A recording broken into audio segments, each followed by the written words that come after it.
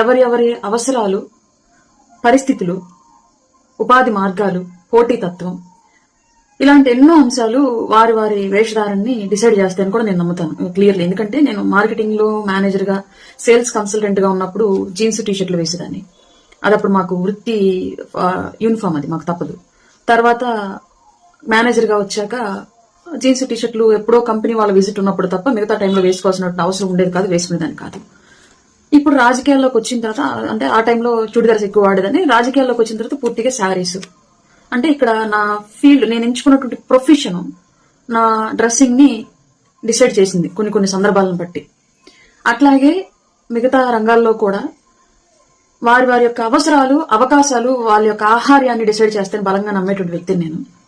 అలాగే ఇక్కడ నేను ఎవరి ఒపీనియన్ ని తప్పపట్టట్లా, ఎవరి పర్సెప్షన్ లో వాళ్ళు 100% కరెక్ట్.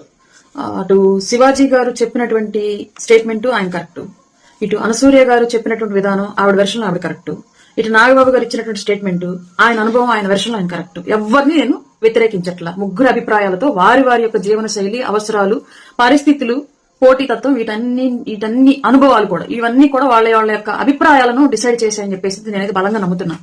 శివాజీ గారు చెప్పినటువంటి స్టేట్మెంట్ లో బట్టలు మంచిగా వేసుకోండమ్మా అనేది సహజంగానే ఒక తండ్రిలాగా, ఒక తోబుట్టులాగా తన బిడ్డగానే మిగతా వాళ్ళని భావించి చెప్పాడు. దానిలో నేను తప్పు పట్టట్లేదు. ఎలా అయితే ఒక మగపిల్ల అడిగారే మందు తాగ్గాకరా, సిగరెట్ తాగ్గాకరా, చెడిపోతారా అని చెప్తారు, అలాగే ఒక ఆడపిల్లకి బట్టలు జాగ్రత్తగా వేసుకో, వాళ్ళ మీద మాత్రమే జరుగుతున్నాయా రేపులు, హత్యలు, ఇవన్నీ అంటే దానికి ప్రభుత్వంలో భాగస్వామిగా ఉన్నట్టు నా దగ్గర ఆన్సర్ లేదు. అలాగే శివాజీ గారు కూడా టీడీపీ సపోర్టర్, ఆయన మనందరికీ తెలుసు. ఆయన కూడా ప్రభుత్వంలో భాగస్వామిగానే ఉన్నాడు, నాలాగే ఉన్నాడని ఆయన కూడా అనుకోవచ్చు. మరి ఆయన దగ్గర కూడా సమాధానం ఉండదు నాకు తెలిసి వాళ్ళు అడిగితే. ఎందుకంటే పెళ్లికొచ్చినటువంటి తల్లితో పాటు పెళ్లికొచ్చినట్టు 3 సంవత్సరాల పసిపాపని రేప్ చేసి చంపాడు ఒక దుర్మార్గుడు. ఏం అశ్లీలత కనిపించిందని ఆ పాపని చంపుంటాడు. ఇంట్లో ఎక్కడో 60 సంవత్సరాల ముసలావిడ ఇంట్లో పడుకొని నిద్రపోతూ ఉంటే ఒంటరిగా ఆవిడని రేప్ చేశారు. ఆవిడ దగ్గర ఏం అశ్లీలత ఉండిందని. అలానే జరిగినటువంటి మోస్ట్ ఆఫ్ ది రేప్లు, మర్డర్లు, ఇవన్నింటికి ఈవెన్ లేటెస్ట్ గా తాడేపల్లి ఇష్యూలో ఒక ప్రాస్టిట్యూట్ వృత్తిగా ఎంచుకున్నటువంటి ఆవిడ కూడా శారీలో ఉంది. జీన్స్ టీషర్ట్ లో ఉన్నటువంటి ప్రాస్టిట్యూషన్ చేసే వాళ్ళ మీద ఏమీ జరగలేదు. ఆ హత్య శారీలోనే ఉందనుకుంటాం మనం, డెడ్ బాడీని కూడా చూసాము. శారీలోనే ఉన్నటువంటి ఆవిడని కూడా చంపారు. అంటే ఇక్కడ చూసే దృష్టి, ఆలోచన తీరు ప్రధానమైనటువంటి పాత్ర పోషిస్తున్న జరిగేటువంటి నేరాల మీద బట్టలు కాదు అన్నది ఒక సైడ్ నుంచి మనకు అర్థమవుతున్న అంశం.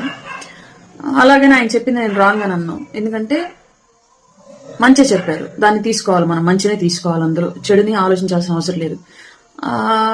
అలాగే నేరాలు ఏమన్నా డ్రెస్సింగ్ వల్ల జరుగుతాయంటే ఇది 100% క్వైట్ ఆపోజిట్ స్టేట్మెంట్. బట్టల వేషధారణకి జరుగుతున్నటువంటి నేరాలకి సంబంధమే లేదు.